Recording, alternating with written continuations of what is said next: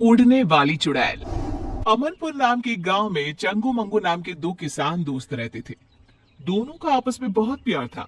रोज की ही तरह आज भी दोनों एक साथ अपने खेत की ओर जा रहे होते हैं। अरे यार मंगू, मौसम बड़ी तेजी से बदल रहा है। बता, क्या लगता है तुझे, इस बार फसल हो पाएगी? हाँ, क्यों नहीं हो पाएगी भाई। मेरे पास तो फर्टिलिक्स है, मैं शहर से लाया हूँ। ओ खाद तो, अरे वो तो हमारे पास भी है।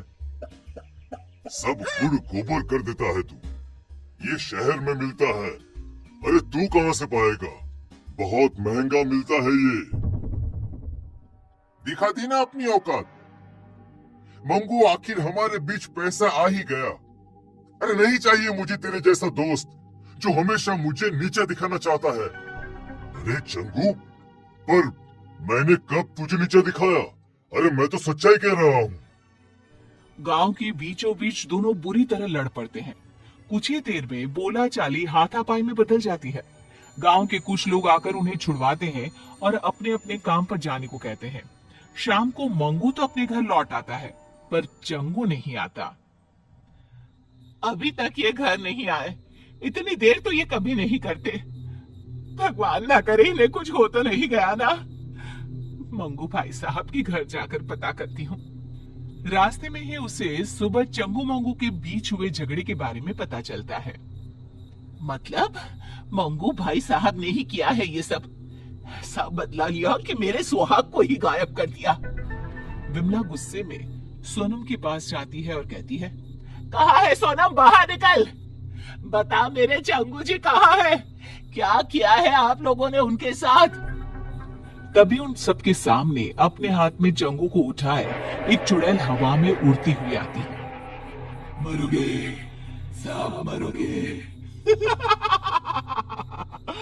छोड़ूंगी नहीं मैं किसी को, कोई नहीं बचेगा।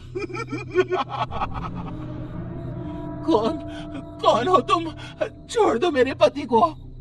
मैं हूं उड़ने वाली चुड़ैल। सबकी आंखों के सामने वो चुड़ैल चंगू को उड़ाकर ले जाती है। बचाओ बचाओ, अरे अरे कोई बचाओ मुझे। उसी रात से गांव में उड़ने वाली चुड़ैल का साया मंडराने लगता है। अगले सुबह केसारी लोटा लिए खेत की तरफ जा रहा होता है। तभी चुड़ैल उड़ती हुई आती है और उसे हवा में उड़ाकर ले जाती है। अरे चुड़ैलिया, मुझे छोड़ दे मुझे चुड़ैलिया। अरे चाहिए तो मेरा ये लोटा ले ले। तेरे लोटे का मैं क्या करूंगी, मुझे जो तेरी चर्बी चाहिए, चर्बी।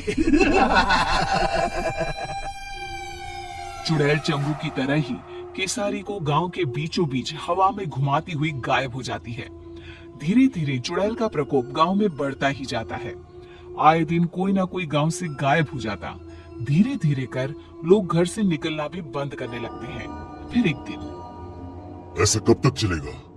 अरे कब तक हम लोग घर पे बैठे रहेंगे? अब तो कोई अपने घरों के छत पर भी नहीं जाता। इस चुड़ैल से छुटकारा पाने का कोई ना कोई रास्ता तो निकालना ही पड़ेगा।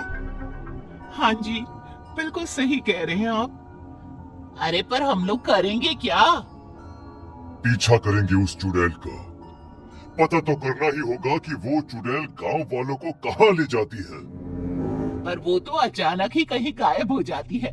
कहाँ से हम पता लगा पाएंगे कि वो कहाँ जाती है? गेहूं की एक पोटली तो लाना सोनम। ये पोटली ही आज सभी गांव वालों का ठिकाना बताएगी। शाम को मंगू जानबूझकर हाथ में एक गेहूं की पोटली लेकर गांव के चौराहे से गुजरता है। उसे देखते ही चुड़ैल उसे उठा ले जाती है। फंसी गया, चुड़ैल के जाल में फंस गया। फंसी तो तू है चुड़ैल, मंगू के जाल में। हमेशा की तरह चुड़ैल गांव के बीचों बीच उड़कर मंगू को लेकर गायब हो जाती है। चुड़ैल के अदृश्य होते ही मंगू अपनी पोटली से गेहूं के दाने नीचे डालना शुरू कर देता है। दानों का पीछा करते हुए सभी गांव वाले एक अलग ही दुनिया में पहुंच जाते हैं। एक ऐसी दुनिया जहां हर तरफ इंसान की शक्ल की सब्जियां थी। अतः कोनो नया गांव मालूम पड़ता है। अरे भैया वो देखिए हमारे चंगू जी पेड़ पर आधे टमाटर बनकर लटक रहे हैं। अरे कुछ कीजिए, उनको बचाइए ना। अरे वो देखो भिंडी, केसारी ही लागत है। मतलब उड़ने वाली चुड़ैल सभी को सब्जी में बदल देती है। मतलब ये सभी सब्जियां इंसान ही हैं। इन लोगों को हम बचाए तो बचाए कैसे? तभी पेड़ पर लगा एक टमाटर कहता है, इस गांव को श्राप है कि अगर किसी ने एक भी सब्जी तोड़ी तो सभी की सभी सब्जियां इंसान में बदल जाएंगी। पर चुड़ैल के रहते कोई सब्जी को छू भी नहीं सकता। अरे वो आती ही होगी, तुम लोग भी कहीं छुप जाओ, जाओ जल्दी। ये सारी बातें मंगू सुन लेता है। वो चालाक तो था ही। वो चुड़ैल से कहता है, जो मर्जी तुम्हारी, वो सब्जी मुझे बना दो, मगर बाहर धूप में जो सब्जियां सड़कर टूट गई तो?